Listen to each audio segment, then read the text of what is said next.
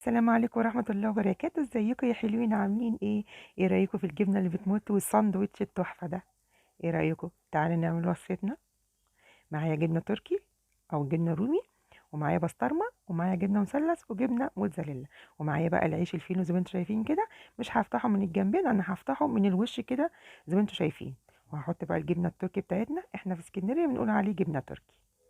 هنحشي بقى الجبنة التركي كده، ونحط جواها الجبنة الموتزاريلا.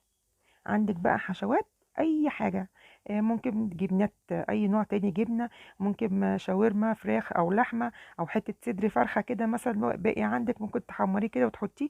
اي حاجه عندك في التلاجة طلعيها واعملي اي ساندوتش كده زي ما انتم شايفين. جبنه بقى الموتزاريلا كده فوق البسطرمه، وهاخد برضه الجبنه المثلث زي ما انتم شايفين، وهحط فوق منها برضه جبنه الموتزاريلا، وهحطهم كلهم في صينيه. ده بقى يسد معاكي جوع اخر الليل، بجد تحفه وحاجه عظمه زي ما انتم شايفين.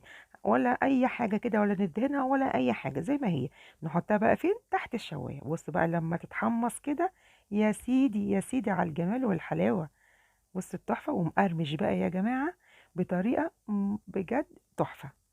بصوا الجمال، بجد هيعجبكم قوي الفكره ديت. وطبعا زي ما قلت لكم، اي حاجه في التلاجة طلعوها وحشوها. بصوا مع كوبايه شاي بقى، عظمه. يا رب الوصفه تعجبكم.